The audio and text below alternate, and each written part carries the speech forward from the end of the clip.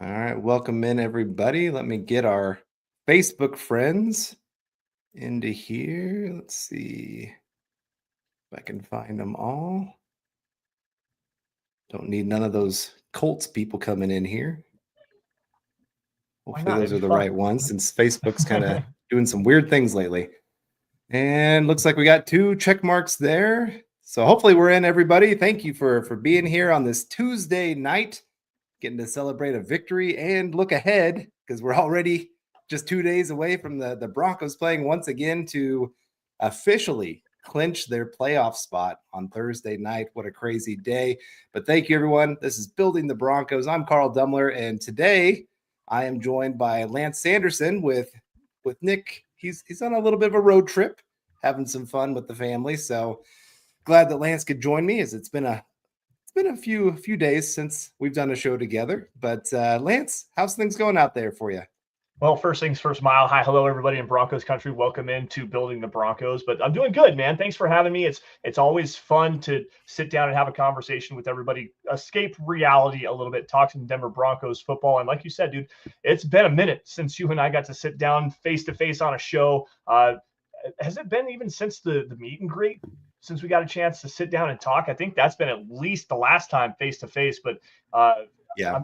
I'm drawing a blank. Regardless, it's good to be here. Thanks for having me, man. Yeah, of course, man. And of course, getting to talk Broncos victory, 4th week in a row. Should have Hell yeah. been 5, other than the stupid blocked field goal, but that's for another conversation later on down the road. But no, great things for the Broncos. A month of victories, and this last one, the Broncos continue to prove they can win multiple ways.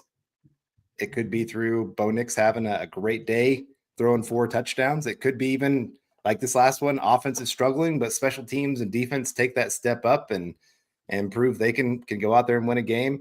Defense struggled a couple weeks ago. They scored a couple touchdowns. It's kind of that weird. How do you say the defense struggled when they scored 2 touchdowns, yet they still Right. gave up almost 500 yards of offense there? So I don't know. It's kind of a crazy thing, but like I said, Broncos are finding ways to get the victories, and it's not even like they're squeaking by. It's weird. Like they play bad and they win by 11, 18. Yep. It's weird. So anyway, we'll get into some of that conversation tonight, talking about the Broncos now looking like big money for the NFL with all this changing of the schedule like we have for Thursday night here. And we got David Youngkin talking just about that. So that means that the NFL thinks the Broncos will bring in big money. I hope so. It's the NFL is better when the Broncos are good. Yep. And I don't just mean that because I like the Broncos, but I think it really is. They've always been kind of one of those staple franchises, sellout crowds. Today, Sean Payton was talking about it, of last time that he was in SoFi Stadium, 2/3 of it was the Denver Bronco fans. Yeah. And so he feels like this is almost like an extra home game for them, and should be fun there on Thursday to hear the Broncos fans out there chanting. If anybody in the chat's going to be at the game, let us know. And of course, we got David McElrath coming in, Papa Bear saying, "Good evening, Broncos country." Luke, Tom, and Deacon Scott. Hashtag 10 and 7. Hashtag let's go Bo. Hashtag MHH for life. Hashtag buck 'em 3 times. Hashtag Denver Broncos for life. Good to see you, David. And man, you are looking smarter by the day with the Broncos continuing to win and get into that 10 and 7. Yeah. Honestly, you might be wrong now. It might be 12 and 5. You might have underestimated this team, David. Well, I think so. I talked about this a while ago. I can't remember if it was with Dylan Von Arx or if it was with Kenny, or maybe it was Tom talking. I think it was right before the Chiefs game. I was like, this team, if they steal this game from the Chiefs, they could actually run the table. I mean, the schedule lines up so well. You got the Falcons at home, you got the Raiders on the road, and you already beat the Raiders once. You get a game against the Browns. That's an easily winnable game. You got this last game. Forgive me, I'm drawing a blank right now. Anyways, like the way the schedule all just runs itself out, Denver actually has an opportunity to run the table and get to 12 wins. And Papa Bear, you've been talking about 10 and 7 since the season started. And we all called you crazy multiple times over and over and over again. And you're probably going to be wrong, because I think they're going to get at least 11 wins out of this season. Yeah, which would be great, because that probably means they are not just the 7th seed playing Buffalo on the road, which I think would be a terrible matchup. for the Broncos. Yeah. I was kind of thinking about this the other day. If the Broncos get that 6th seed and Steelers stay where they are, so Broncos then probably get, like I said, go to Steelers. You get a chance to beat Russell Wilson, get revenge on him for stealing $250 million from the Broncos. Mm-hmm. And then the next week, you're probably playing the Chiefs, and you could end their three-peat. Yep. I mean, it could be a revenge tour through the playoffs, which would be just icing on the cake of this incredible season that it has been. Now, of course, I mean, those teams are good, so I'm not saying the Broncos are going to win. I'm just saying it could be one of those Cinderella stories that everybody talks about for generations. Like, it's crazy. I'm going to get to Michael here in a second here. What you just said is exactly, I was talking about it earlier tonight with Bo Nix talking about the Super Bowl and everything like that. I told you I've got this crazy convoluted theory that I've been mulling around in my head for about 2 weeks now, with the Broncos getting the 6th seed, because that's the seed you want to go to Pittsburgh, because you match up well enough with Pittsburgh. Then you get to play Kansas City in Arrowhead and get the revenge game from the blocked field goal. And then you go to Buffalo essentially for the AFC Championship game. It's not completely impossible. It's not completely probable, but it's a non-0% chance that you could actually pull something like that off, dude. Yeah, but we have Michael coming in here saying, good evening, Carl and Lance on building the Broncos. Go, Bo Broncos. As always, go, Michael. Thank you again for tuning in. Michael, I was thinking about you because I lost my Knicks jersey during vacation. Oh, no. I'm really hoping I did not leave it somewhere. So I was in a little bit of panic. I had to wear my Von Miller Super Bowl 50 jersey. So obviously that worked out pretty good because Nick Bonino went out there and had a great day. And talking about a great day, we got Stu McPeak coming in here with a 1999 Super. And appreciate that, Stu, saying, hi, all. Let's go Broncos. Little worried about our cornerback situation for Thursday's game. So let me ease your attention a little bit. I saw a comment earlier saying, so what is the injury report for today? So it's kind of a weird week. The Broncos are not doing like actual practices per se. It's a short week. Your guys are a little bit banged up. They did a walkthrough today, so it's all kind of an estimation of what they think the injuries are. But Monday they had Patrick Surtain as a full participant, that if they had a real practice, he would have been a full participant. He was out there today. They did a walkthrough. Even Riley Moss was out there. John Franklin Myers was out there. I think DJ Jones was out there. Mm-hmm. I think most every player participated in practice today. Now, what kind of level they would have done if they had a real practice, I can't tell you. But I can tell you the Broncos are definitely healthier than the Chargers right now. Oh, yeah. There's probably going to be about 4 or 5 players for them that are not going to be able to play in this one. And a couple of them are pretty decent players, like Zion Johnson, their left guard. He's one that I don't think is going to be able to play in this one. Cam Hart is another one for their cornerback position. He has a concussion. I don't think he's going to be ready by Thursday. So I think the Broncos are going to be okay at cornerback. I think Patrick Surtain's going to be able to go. I don't know about Riley Moss yet. Like I said, he did participate, but I don't think he's probably going to play.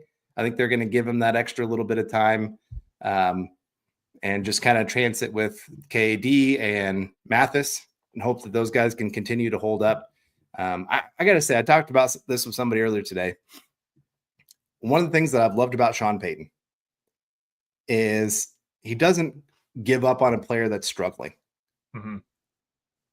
He might pull them for a while, like Mathis. Last year at the beginning of the season, and not all of it's his fault. That whole defense was a mess for the beginning of the season. They were not using Mathis the way they should. And, he lost his confidence. And so they put him in the back burner, but then they didn't cut him. They got him back into training camp. He was looking pretty good. Unfortunately, he got hurt. They still didn't give up on him, and he looked good in this last week. Now, I know everybody wants to talk about the rookie, and he had a good game too. I don't want to take anything away from him. But I think Mathis is another one that's really showing why you have patience and you keep those guys around and say, hey, you're going to have another chance. Mm-hmm. And talking about a chance, we got underdog. Underdog is the place to play if you are a sports fan looking to win money while watching sports.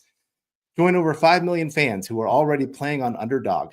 With their pick'em game, you could win money by making entries with your favorite players. Compete against other players just by selecting higher or lower on 2 or more player stats, and you could win up to 1,000 times your money. Turn every touchdown into a win with Underdog. Yeah, guys, with their champs game at Underdog Fantasy, you could win up to 1,000 times your money just by choosing higher or lower on player statistics like passing yards, interceptions, touchdowns, much more. Like, for example, will Bo Nix have higher or lower than 237.5 passing yards next week against the Raiders? Excuse me. Wow. Will Nix have higher or lower than 1.5 passing touchdowns? Every dog deserves a second chance. And with Underdog Rescues, you can get your money back and receive a promo if an early injury causes your entry to lose. Download the Underdog app today and use code MHuddle to get up to $1,000 in bonus cash instantly. Again, download the Underdog app today and use your code MHuddle to get up to $1,000 in bonus cash instantly. Every player, every touchdown, just select higher or lower on Underdog.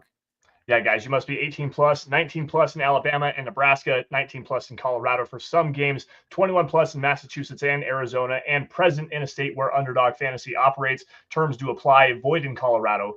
Concerned with your next play, call 1-800-GAMBLER or visit ncpgambling.org. For Arizona at 1-800-NEXT-STEP or text NEXT STEP to 53342. For New York, call the 24/7 Hope line at 1-877-8-HOPE-NY or text HOPE-NY to 1-877-8-HOPE-NY.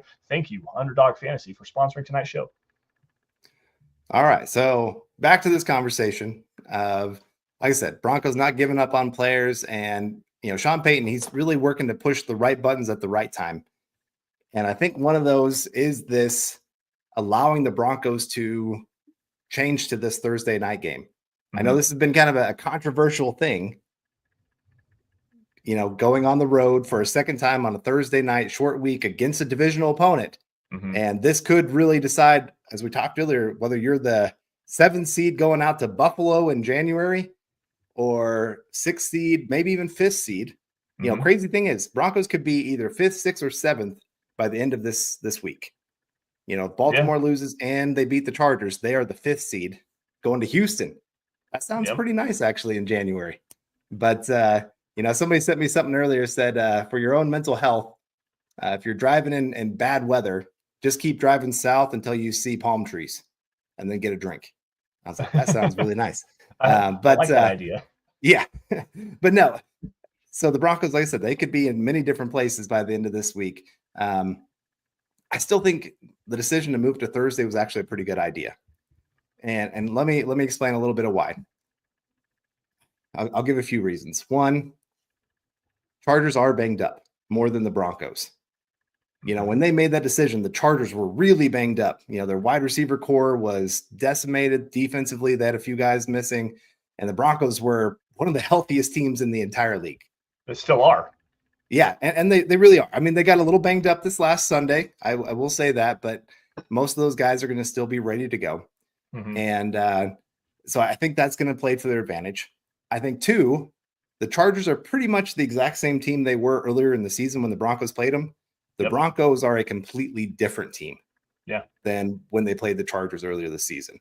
So I feel like the Chargers have more that they have to game plan for than the Broncos have to. And then number 3, because the Broncos had their bye week right before this, they had a little extra time of, hey, yes, we're going to work on the Colts game, but we could also already be game planning for this Chargers game. So we can hit the ground running when it comes Monday morning. So that they could have a few more things in place compared to the Chargers. So I still think that the Broncos have a little bit of an advantage going into this one over the Chargers. And even though it is on the road, as I talked about earlier, it's not really much of a road game. Going to SoFi, you don't have to worry about the crowd. Yeah, going to SoFi, I mean, you're getting a lot of fans coming out of Denver. It's Los Angeles. It's one of the main central travel hubs in the United States. And the Chargers have never drawn a quality crowd, even going back to Qualcomm Stadium back in San Diego. I mean, that stadium was always overran with opposing fans. Like, the Chargers fans don't really exist. I mean, I know a couple of them, but they really don't exist for the most part. Like, Broncos fans travel pretty much all over the place. But I think there's one aspect here that not to move forward before this game has already happened, but I think that there's another aspect here that you got to take into the situation with the Broncos and Bengals game next week being flexed to Saturday afternoon. They're going to kick off at 4:30 Eastern time. So not only do you have the bye week, you can focus on the Colts game, get a little bit of preparation for the Chargers game as it moves up, shrink the schedule down a little bit. But now you get an extended look at the Cincinnati Bengals, who I think that the Broncos have pretty much decided that that's the tougher matchup of these two teams that they have coming into this next 3-game stretch. Kansas City, we'll get there when we get there. They're probably going to win. They've already won the division. They're probably going to be the number 1 seed. They're probably going to be sitting a whole bunch of players, including Patrick Mahomes. So what are the Broncos more focused on here? Do they want to gain ground on the Chargers, who already lost that game? If you lose the Chargers again, okay, so be it. You can still clinch your playoff spot going at Cincinnati, which is a very significantly tougher matchup, especially for this defensive side of the football with Jamar Chase and T. Higgins and that Cincinnati Bengals offense. The Chargers, they're not explosive like that. They're big on the running game. They allow Justin Herbert to kind of deal what he needs to deal. Don't take a whole lot of chances, take care of the football, and just kind of matriculate their way down the offense, control the game, play solid defense, the whole Jim Harbaugh mindset. Denver plays a very similar game to that right now. And I think that this game against the Chargers, while it is incredibly critical, it's not the most critical game that you have coming down the stretch. I think that Cincinnati game is the one that's really on their minds right now. Not to say that they're thinking forward, but that's the one that they know they have to have that game. Yeah. All right. Well, we have Phil McLaughlin coming in with some stars saying, "Good evening, Carl, Lance, and Deacon Scott. Any ideas why we keep using Williams instead of just letting Estime take over? Hashtag Beckham, hashtag MHH for life, hashtag Broncos for life." Lance, you want to take this one first? I would love to. I would absolutely love to, because it does not make sense to me. Actually, in fact, before Carl asked this morning if one of us could cover the show for Nick tonight, because he's off gallivanting around in Iowa doing who knows what and eating corn or something stupid. It's Nick. We don't care. Not really. Anyways, I was going to write an article on the lack of a running game for this Broncos team right now and why it's one of the bigger issues that they have coming down this playoff stretch, because there's two things that succeed very well in playoffs, because weather gets nasty, it obviously teams get better. You've got to have a quality running game and you've got to have a quality defense. We know this defense is a high quality team, one of the best defenses in the NFL. They scored the most points of any defense in the NFL this season with 39 total points scored, if you count all the extra points and whatnot too. Regardless, the defense is going to play well no matter where they go. This team cannot run the football. And quite honestly, I think that Javonte Williams being the bell cow back is a huge detriment to this team, because this is according to NFLplus.com. Their advanced analytics. This is with all running backs in the NFL with at least 91 carries. Javonte Williams ranks the 4th worst in run yards over expectation, -89. Is the 2nd worst in run yards over expectation per carry, -0.7. The 6th worst rush EPA at -31.7. The 2nd worst success rate at 31.5. The worst EPA per attempt at -0.24. The 5th fewest yards after contact, and the worst yards after contact per attempt. That's horrid, guys. And that's with the 12th highest expected yards per carry. 12th highest expected yards per carry at 4.2. He is way below the metrics of what it needs to be a quality starting running back. And according to Pro Football Focus, this is minimum 100 carries. This carries 36 total players. These are like all your starting running backs and like the big time players. He's got the 2nd worst rush grade, the 3rd fewest 10-plus yard runs, the 4th fewest designed yards at 461 designed rush yards, and the 3rd fewest first down runs in the NFL. He is quite literally, I want to say quite literally, arguably the worst starting running back in the NFL this season. He's been atrocious. And why he continues to get as many carries as he does and they don't try to focus on Audric Estime is just mind-blowing to me. So I'll give just this one big counterpoint to why he continues to get snaps on the field. And he is protecting your biggest investment in the entire roster in Bo Nix. Yeah. He is a great pass blocking running back. That is his one This is a calling golden thing that continues to get him snaps where, this last game, for example, the Broncos only gave up 3 pressures the entire game. Yep. And that is huge when you're looking at guys like Caleb Williams right now. That guy's really seeing ghosts. Yep. I mean, he's struggling big time behind that offensive line. That is not good. You see Drake May, he's had some times of really struggling behind that offensive line. And part of Bo Nix's success this year, I mean, he's been a good rookie and he's improved and done all those things.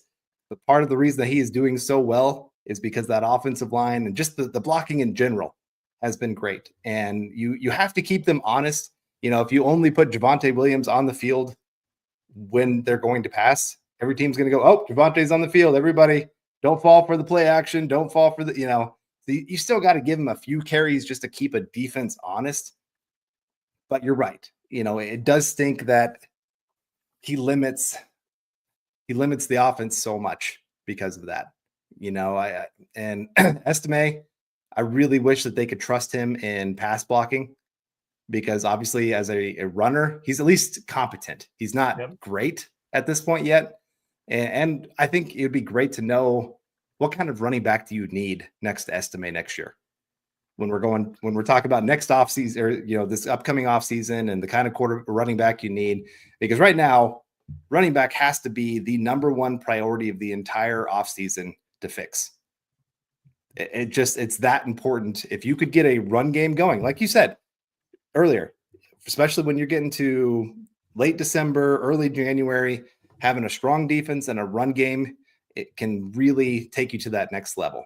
Yeah. And with the Broncos missing that run game, it becomes an issue for sure. Now, I will say, I do think there's some things the Broncos could do to fix it. Not so much with Javonte. I think you can even fix it with Javonte. And a big thing, I'd have to go and find the numbers and forgive me for I don't want to say speaking off the cuff here or without quality analysis, but based on what I'm seeing here. Okay. So this is not, I don't have the numbers to back this up, but what it seems like the Broncos are doing, they're running a lot of duo and a lot of inside zone schemes because they look so similar. They're very difficult to diagnose from the second level of the defense. And they're making it so that their running backs have to see it and then hit the hole the right way. Well, Javonte Williams just doesn't have that. He doesn't have that ability right now. He's not seeing things the right way.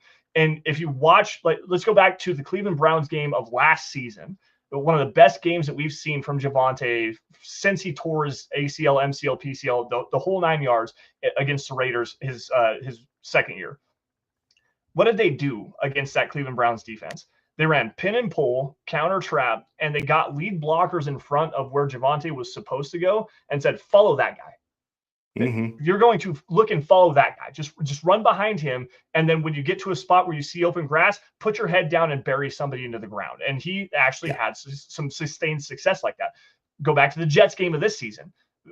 Out in the rain, what did they do? They ran counter trap. They ran pin pull. They ran a bunch of wham blocks that said, here's your lead blocker. They put a fullback in front of him and said, this is the way you need to go, dude. Go follow this guy. And he's had success doing that same type of thing. They're just not doing that with him right now. And it's so frustrating because you can see that he's not the 18 of his last 18 carries, I believe have gone for 16 total yards. It's that bad, guys. He's just not seeing. Yeah. And there's lanes for him to run through. So if they could get back to the counter trap, more creativity, I guess is the thing that I'm getting at with Javonte Williams behind center, you can actually develop this running game and get it grinding a little bit more in the vertical aspect and get this thing on track the right way. Yeah. All right. Well, we have David coming in with a $4.99 super. Uh-oh. We got a party pooper saying, don't David. mean to rain on anyone's parade, but I think there's a solid chance the Broncos miss out on the playoffs. Why can they win one more game? I guess my question would be, why could they have won the 9 before this? It's the NFL. I mean, you're right. They could lose the next 3. They could win the next 3. I could see both scenarios being a real possibility because, like I said, it's the NFL. You've got a rookie quarterback. Maybe he's hit a wall. I know he threw 3 picks, but he also really bounced back pretty darn well there in the fourth quarter when you absolutely needed him to make a few throws and handled it well. So I think couple things work in the Broncos' favor. Like I said, Chargers banged up. Justin Herbert's hurt right now. Yeah. He hurt his ankle, the same ankle that he hurt earlier in the year that had him hobbled for most of the offseason. He hurt that same ankle. And you're asking him after 3 days to go out there and have to go try to throw on. And we know a quarterback, your base is very, very important. Maybe more important than sometimes even like your shoulders. I don't know. I mean, it's all important. I'm not trying to take anything away, but so maybe he makes a couple bad throws. We know that his wide receiver core is banged up. His offensive line is banged up. So I don't know that their offense is going to be able to do a ton against this Broncos defense. The Broncos defense seems very, very confident right now. Mm-hmm. Like they really believe in themselves. So, and then you got extra time to go then prepare for the Bengals. So maybe that defense feels a lot better and you get Riley Moss back, and that Bengals defense, not good. Yep. I think that's a game that you could see Bo Nix go out there, throw 3-4 touchdowns, and the run game really take off. They just don't have much on that side of the ball. And maybe they're out of the playoffs and they're starting to IR a few guys so they can get some of their young guys onto the field. And then finally, that last game, home game against the Chiefs, we don't even know if their starters are going to be playing. Yeah. So it could be one of those where Broncos have a lot more to play for than the Chiefs do. So I think there's, like I said, there's a path to them going 3-0, but it also could be a really big stage for this very young Broncos team, and maybe they do struggle a little bit. I'm not going to say either way because, like I said, the NFL is a week-to-week thing. Last year, I think about that team last year. It's kind of weird. We lost to Washington, who had the number 2 overall pick. We lost to New England Patriots, who had the number 3 overall pick. I'm trying to think what other bad teams we lost to. Seems like there's a couple others. It seems like we could beat the good teams last year. Yeah, lost the Raiders twice. We could beat the good teams. We could beat the Bills and the Chiefs and the Vikings and the Packers, but we couldn't beat these terrible teams. This year, we can beat all the bad teams. We're struggling against the good teams. So, like I said, it's so weird, the NFL, to predict from week to week who's going to be winning, who's losing. Yeah. I think that one thing that I want to kind of give some hope to Broncos fans, and maybe it's just the way that I view this through this lens, is when you look at elite teams across the NFL, and I'm going to go specifically to the Kansas City Chiefs here, specifically to the game in Arrowhead against Denver. What do you see from those elite teams? Buffalo, Detroit, Philadelphia, Kansas City, San Francisco, maybe not this year, but for the most part, teams like that, the teams you typically consider like perennial contenders. What is the one thing that they always have in common? It doesn't matter what the situation is. When you need your best players to go out and make a critical play for you, those guys consistently show up and they go do it. Whether it's Leo Chenal with the blocked field goal, you got Josh Allen, the big time broken tackle for a rushing touchdown. Jared Goff hits Amon-Ra St. Brown in double coverage for a touchdown. Whether it doesn't, I could give you countless examples of that. When you need a big play, your biggest playmakers are going to come and get it for you. And this Broncos team actually has that right now. Whether it's Bo Nix, whether it's not the running game, obviously, whether it's Courtland Sutton going to a contested catch, you've got Marvin Mims on a punt return, a 60-yard punt return to set you up inside the 15-yard line, which you turn into a touchdown promptly. You've got another punt return from Marvin Mims. You got a couple of touchdown returns from Nick Benito that sets you up in a situation for success. And while the struggles have been there for the offense, for sure, I can't take that away from what is actually going on the field. Every time this team needs a critical play made, they are getting it from some of their best playmakers at the most opportune times, and tie it back into Bo Nix's performance. Yeah, he threw 3 interceptions in the first half last week, or the first 3 quarters last week. It was terrible. But when you've got those critical key game-changing plays from your playmakers, what did the offense do? They sucked their teeth in, they put their nose down, went to the grindstone, and they put points on the board for you. Those plays, those critical moments are actually happening for this Broncos team, and that right there is why they can actually win a couple of games, not just one, a couple of games, and maybe steal a game in the playoffs. Yeah, so just to give people a little behind the curtains, we have a little bit of a group chat, some of us. And that drive that Nick Benito got his touchdown, somebody messaged in the group. They said, it's about time for Defensive Player of the Year, Pascal Surtain, to come up with a big play. Mm-hmm. We kind of forgot we have got another guy that's competing for Defensive Player of the Year. Yep. And that was a signature moment for him. And talking about signature moment here, we got Eric Flynn coming in with some stars saying every game left in the schedule, even the Chiefs with all their starters, are beatable by this Broncos team. They have exceeded all expectations and then some. Yeah, I think that's part of it, is just for a lot of people, it's hard for them to believe in this team because of past failure over and over again. I think of even last year, we had a chance to make the playoffs. Yep. You get to that New England game that you should win, and the Broncos come up with a dud. So I definitely get that side of it. But you're right. This team seems a lot more confident. They believe in the coaches. The coaches believe in the players. You saw how PS2 was celebrating Bonito with his touchdown. I don't know if everybody's seen that video, but the guy's just running down the field. You see guys on the sideline just, hyping each other up. They believe. They really do. They believe that they can be something so much more. And national media is still trying to catch up. I was just watching Nick Wrong today. And he's talking about how he didn't, I think Colin Cowherd had the Broncos as the 10th best team in the league. And he's like, you got the Broncos ranked way too high. I don't know. He's always got a dog on the Broncos every chance he gets. And he's just. He's a Chiefs fan. What do you expect? Yeah, of course. But it's very personal for him. And so, the national media guys, they struggle. Like, we thought this team was only going to win 5 games. How are they doing this? They must be getting lucky. No, when you're winning games by double digits, it's not luck. Yep. That's you making lots and lots of plays. It doesn't mean that all of a sudden a fumble happened to bounce your way and you escaped with a win. That was last year for this team. I know everybody got excited about that 5-game win streak, and it was fun. It was great. But you got a lot of bounces to go your way to squeak out a few wins there. Yep. This year is very, very different than that. Like I said earlier, this last game, offense wasn't doing great. So special teams stepped up. Defense went out there and made a few plays to make things a lot easier on the offense to help, in the past it used to be like if we threw a pick, it was defense going, here we go again. This sucks. And then they kind of almost give up. That's not this team this year. So I do expect them to at least win one more.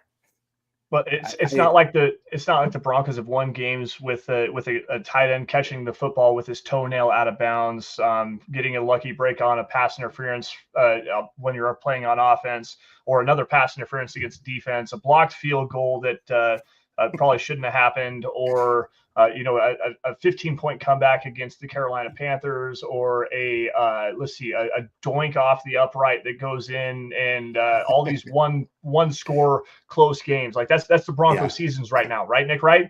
No, that's actually the Kansas City Chiefs. Yeah.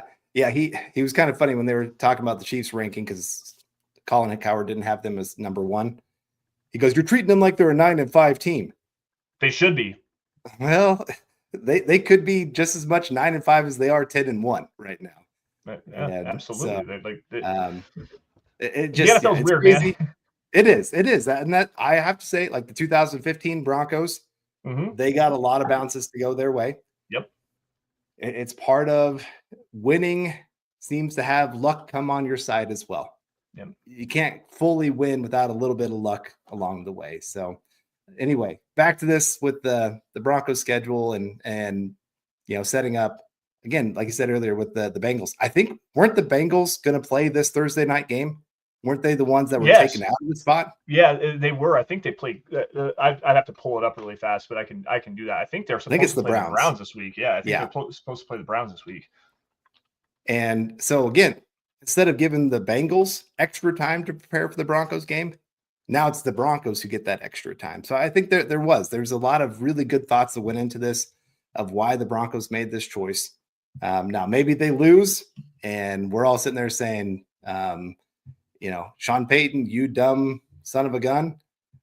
But so far, I think he's pulled all the right moves. You think about that East Coast double, back-to-back early games earlier in the season, where we said, hey, we're going to stay on the East Coast. We're going to rent this hotel. And a lot of people were really questioning that, myself included. Because it didn't go very well either. Yeah, I've heard the players weren't exactly excited about it, but they also won both of those games.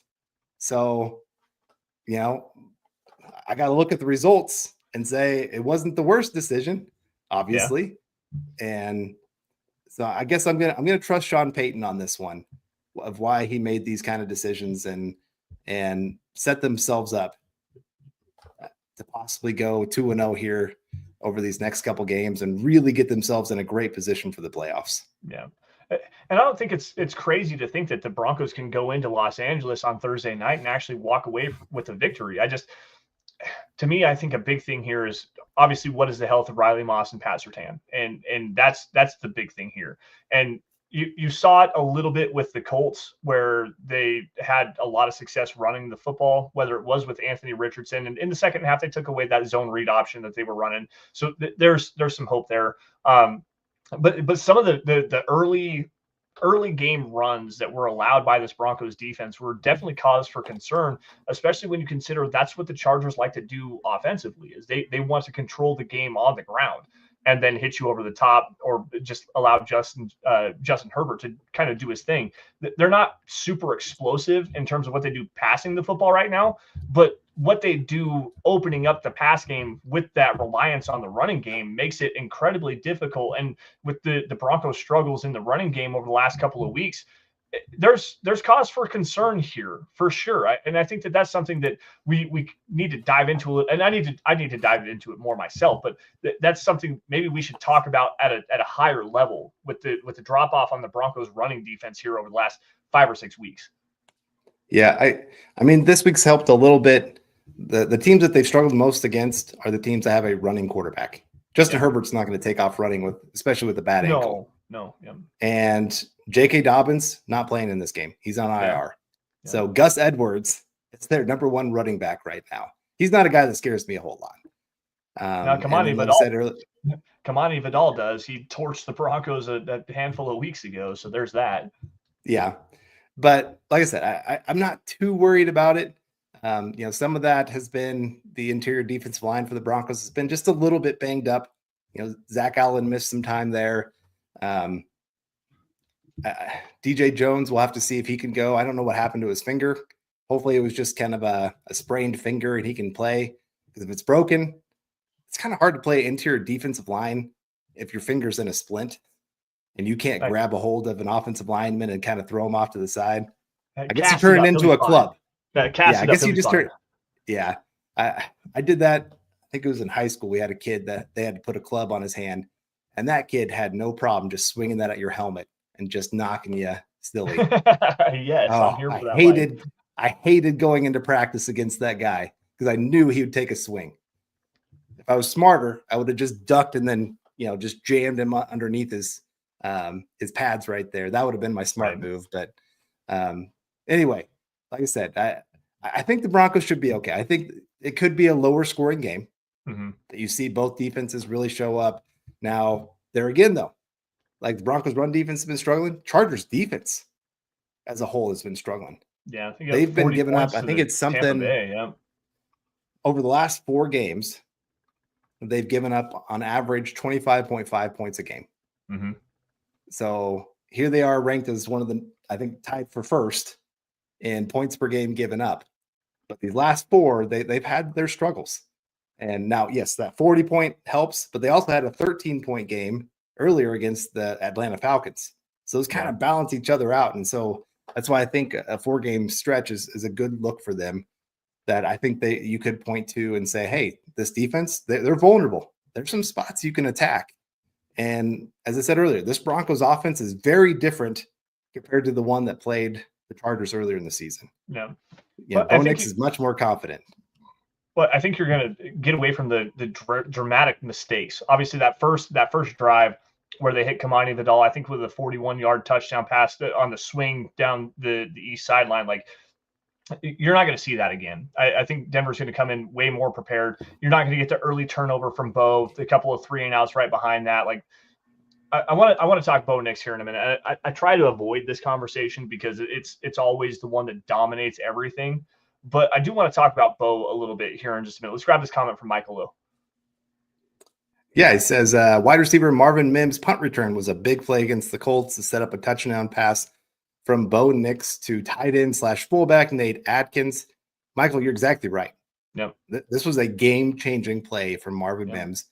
And I think we got to have that conversation about Marvin Mims now starting to show he might be worth where he was picked.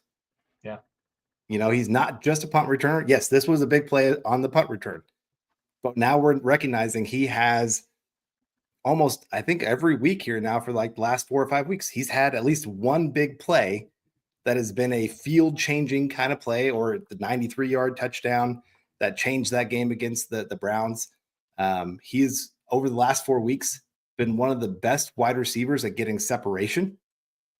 Now, they haven't hit it as much as they should. I'm hoping that they've maybe watched some tape and said, hey, we got to get this guy the ball a little bit more here as a wide receiver. He's getting open. Just go look for him. I think part of the problem in this last game against the Colts, we got a little bit too locked in on Cortland Sutton. I think with Bo Nix, he just, that early on, looked like he got a little bit happy feet, wasn't quite as comfortable coming off the bye week. And so his kind of go-to was throw it to my receiver that I trust. And he wasn't quite going through his reads like we've seen the last few weeks from him before all this. And so I'm hoping he goes back and watches that tape and says, hey, this was stupid. My offensive line was doing incredible. Like, I had plenty of time to go through my reads and not have to make those kind of throws. And guys were getting open. I just missed them. I think the big thing here is we saw a big regression in his footwork. And we talked about it in the private chat. I said it multiple different times on other shows that I've been on early in the season.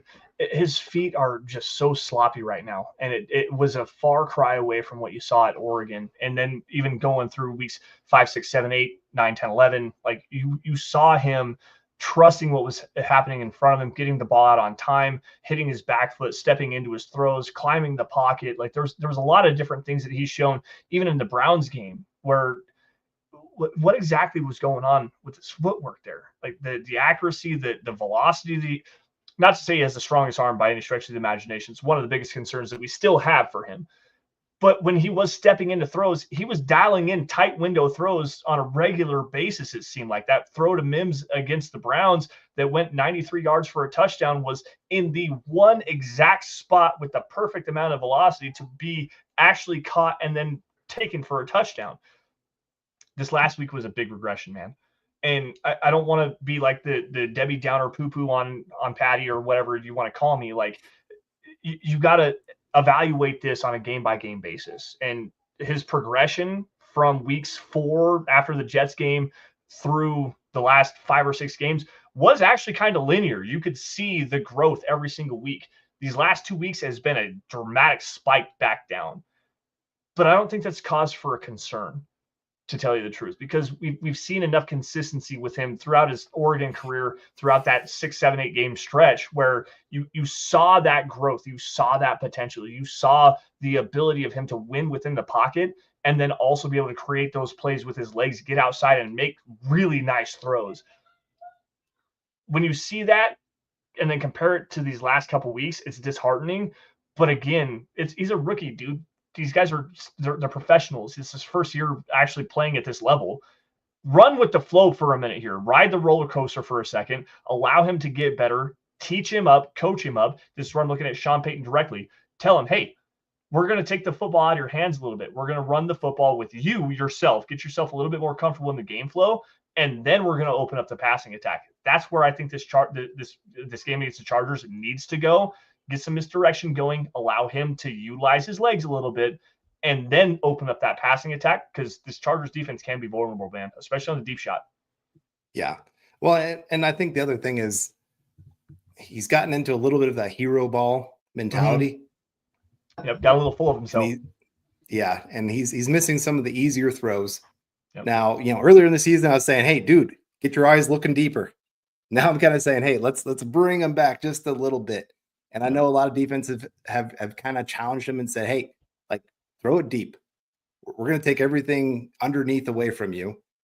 And So those have been the throws that he needs to try to go and attack. And he's hit a few of them, which is great. But there's still going to be those times you just got to say, hey, take 5 yards here. Get to 3rd and 5 instead of us having 3rd and 10 every single time. Some of that is, again, the run game the last 2 weeks or last 2 games has been so terrible. Yeah. So he's been put into a lot of bad situations where it is 3rd and long, and you're asking this guy to go out there and have to go make an incredible throw, waiting that extra second when you have guys like Myles Garrett rushing you. And, he's done some of it, but I think that's a little bit of it. Just the team around him is letting him down some.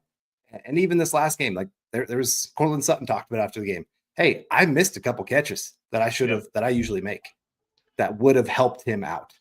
Yeah. And, the run game, like I said, missing some of the open lanes that are there to get them into advantageous situations. And Sean Payton, dude, it's 3rd and 1. Your quarterback's struggling. Just go get the first down.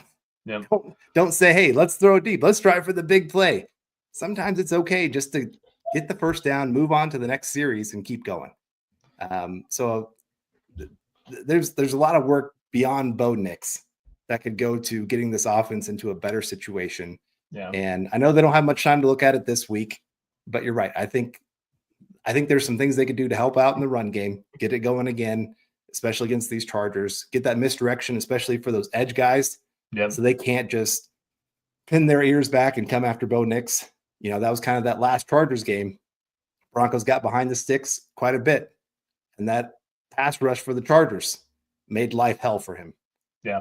And so you can't put him into those kind of situations. So Broncos, they got a lot of the good things going, but there's plenty that can obviously be cleaned up. That's a great thing. This team's winning, even though they have some warts that are really showing at this point. Yeah. I think that just getting back to the creativity of what you've seen, and it's very periodical. You never know. Like, I mean, you got the Saints game where Bo kind of took off on some scrambles. They utilized some some quarterback power on the one big long run down the left sideline. But I think that you kind of touched on a player here that I want to get back into a little bit, because Marvin Mims, man, and his ability just to see what's going on in front of him, the burst that he has, the explosiveness. And when you're talking about, like, as a punt returner, he's an elite guy. Obviously, we talked about the 60-yard return. He had a 27-yard return. He had multiple different long punt returns over the course of the season. And obviously last year, he's probably going to be a Pro Bowler at the punt return position this year again. Like, quite honestly, he's the best punt returner in the NFL. I loved the way that they were using him there in that 3 or 4 game stretch when it was against the Chiefs, the Falcons, and the Raiders, where they were getting the football out of the backfield. Why not try that even more? And then, even as you're showing, okay, well, we have this run game working where we're getting creative, throwing some outside toss and the outside zone stuff, allowing a guy that has elite vision and ball carrying ability and burst and explosiveness. Okay, well, you guys are going to key on that. We'll just motion him back across that, throw a wheel route down the opposite side of the field for a 65-yard touchdown. Like, you can utilize this personnel a little bit better. And I think Marvin Mims and his usage needs to be dialed up even more within this offense, whether it is on crossing routes or deep shots or something like that. No, put him in the backfield, utilize him more. I don't want to say Tyreek Hill because that's not quite right.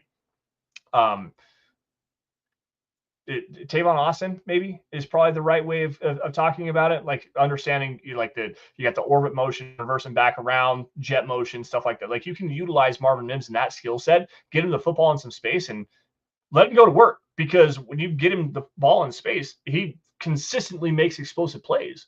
Every single time he has his hands on the football, he's making an explosive play. Why are you not using him more? Yeah, and you can even use him just as a distraction. Yeah. Like you said, having him go in motion, come back the other way, and all of a sudden the team's going, oh, crap, they're doing a screenplay here. And then you do a little pump fake to the screen pass, and then Cortland Sutton's going over the top. There's a lot of things that you can do to really set up all this for him. You're right. You got to get your best weapons. The guys, when they have the ball in their hand, can go make some magic happen, get them the ball. I don't think the Broncos have a ton of those guys. obviously Marvin Mims, Cortland Sutton. They tried to get Franklin involved in this last game. Unfortunately, it was almost more bad luck than anything else. The deep shot to Franklin in the end zone is actually almost like too good of a pass. It allowed the defender to keep running at full speed to catch up and break that pass up. Like if it was a little bit shorter, that's pass interference. That's down at the 1 yard line. Yep. Instead, it's 4th down. There's another play. It was 3rd and 3, and Franklin ran just a short crossing route, and he was wide open. Like there was nobody within like 7 yards of him, and Bo Nix goes to throw it to him. It gets knocked down. So keep trying to get it to Franklin. He's another guy who has some speed. He could go make you a big play. And then I'm still interested what they're going to do with the running back position. There's still some options out there. You could bring in Watson from the practice squad. McLaughlin, we'll have to see if he's banged up or not. I'm not sure if he'll be ready for this game. And Bidet. I was going to say, what about Tyler Bidet? Have we heard any kind of update on him? I was thinking about that whole situation the other day, and when he was on the field against Tampa Bay, man, he looked damn good. Yeah, he's been working on the sideline, so it sounds like he's getting closer. And I've heard a few people that have been watching some of the practices talk about him, and they said like they're excited. He could be that playoff X weapon that nobody expects. There's your X factor that nobody's going to see coming, and all of a sudden the Broncos have a run game because he has the best vision, burst, and explosiveness of any running back in the room. Yeah, I struggle with that a little bit. If you've missed all this time, and now all of a sudden, hey, come into the playoff game and go be this great playmaker for us. But you never know. We'll see how that all goes. But anyway, wanted to thank everyone for coming in. Of course, we got Michael coming in to close out our show here, saying, great show tonight, Carl and Lance on Building the Broncos. Go Bo Broncos. I just want to say thank you all for tuning in. And, this has been obviously my favorite year of doing this, just partly because the Broncos are good. It's fun to talk about a winning team. And every week this is an exciting team. Like it's not that they're just winning like 13-10, 17-13. There's explosive plays almost every single week to talk about that makes you go, wow. So it's been a lot of fun, everybody. Hopefully we get to continue this on into January, maybe even February, as Bo Nix talked about. He said, hey, we've got 3 more games to go win in the regular season, and then we got Super Bowl. And man, I love that about this kid. He is very, very confident. I mean, it's not like a cocky confidence. It's just, hey, like I believe in this. I don't fear this situation. I don't fear the big moment. I think about, last year when he was at Oregon going into that Washington game. I know they lost, but like he went out and got them the lead in the 4th quarter, just throwing it down the field. Fortunately, Washington then marched straight down the field on his defense, and he didn't get another chance to really go out there and do anything. But, this kid, he does. He believes in himself, which is great. Even in this past game, like through 3 interceptions, you'd think, man, maybe we should be benching this guy. Maybe today's just too big for him. Nope. Then he goes out and throws 2 touchdowns in the 4th quarter for you.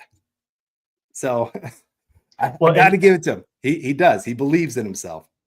And kudos to Sean Payton for identifying a lot of those traits that are, when you think about it, they're hard to find, but they're easy to see, if that makes sense. Like when we're talking like 2nd quarter, 1st half of drives, number 1 in quarterback accuracy, number 1 point scored. Coming out of halftime, number 1 in accuracy, number 1 point scored. Go into the 4th quarter, 2-minute drives, number 1 in accuracy, number 1 point scored. Like all those metrics that he was talking about when they drafted Bo Nix, they're like, these are the things that we actually saw. There's things we calculated. Think about it and where the Broncos are at right now. Like what is actually going on when things are into crunch time, those critical situations. I kind of talked about it a little bit. When you get a big play and you need, okay, this is the momentum swing, go get points. What have they done offensively for the majority of the season? When they need that big drive, when they need those points, those critical points coming out of crucial plays, they've done it. Outside of the Jonathan Taylor fumbles, like that's one example I can think off the top of my head. Every time that you get a critical turnover, the Broncos end that drive, that following drive, in points damn near every single time. Yeah. that's confidence in your it's confidence in your quarterback, it's confidence in your teammates, it's confidence in your defense, it's confidence that just reigns supreme through the special teams. It's complementary football. And we have not seen something like this. And I've been covering the Broncos for Mile High Huddle since 2018. I have not seen this level of complementary football played the entire time I've been here. It's so much fun to watch, man. And talking about complimentary, I just wanted to say thank you to everybody that came in. We got David coming in, of course, Michael, Stu, Phil, David, Eric coming in as well, Michael coming in again. Thank you guys all for being those great contributors. And thank you for everybody that's out there helping us by liking, sharing, and just putting this out there for us. You know, that's another great way that you guys can help us out on this. So we really, really do appreciate it. You guys are the true champions. You know, you've stuck with us through the really bad, and I love that we get to celebrate now in the good. Hopefully that good continues, especially on Thursday. Any predictions? Since I think you and I are probably not doing another show before the game. What's your prediction for the game on Thursday? Unfortunately, I have the Broncos dropping this game. I think a big part of that is the offensive struggles that we've seen from Bo, the regression we've seen, the struggles in the running game, being on the road on a short week. It doesn't bode well right now for this Broncos team, even given the Chargers injuries and whatnot. This just seems like a team that the Chargers, they're going to be ready. They're going to be fired up. They're going to be wanting to get themselves back in better seating for this playoff position. And the Broncos damn near laid an egg against the Colts last week. They got lucky a couple of different breaks, and I don't think that luck is going to bear out against a disciplined team in Los Angeles. Call it 17-13 Chargers over the Broncos. Okay. Well, we've got a few people coming in. I've seen Paul Schaefer came in saying 30-0 Broncos.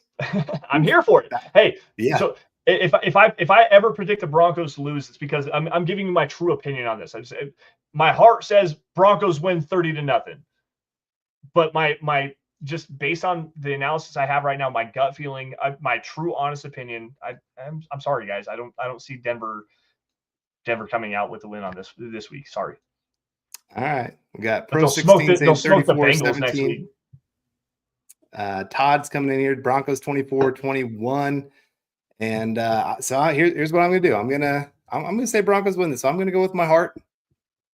You know, the heart can be very deceiving at times, but no, I do. I think the Broncos being healthier, I think they've got a lot more momentum going into this one. So I'm going to say Broncos 27, Chargers 17.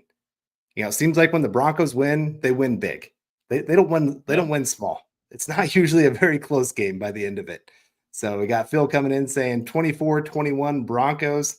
There we go. That'd be fun. You know, it's like I said, it's been nice that I don't have to bite my fingernails down to the nubs. Yeah, in those last seconds, are they going to make a field goal? Most games have not been that way for the Broncos this year. I get to enjoy usually about the last 5 minutes and just sit back and celebrate. So that's what I'm hoping for this week again, that the Broncos continue that dominance. But I don't care if they win close or win big, just got to get that win. So anyway, thank you everybody for tuning in here to Building the Broncos. We'll be back next week on Tuesday. Make sure you tune in for all the other shows as we have them coming in for this week. Lance, thanks for coming in and being here with me today to do the show. It's great to see you, man. And of course, go Broncos.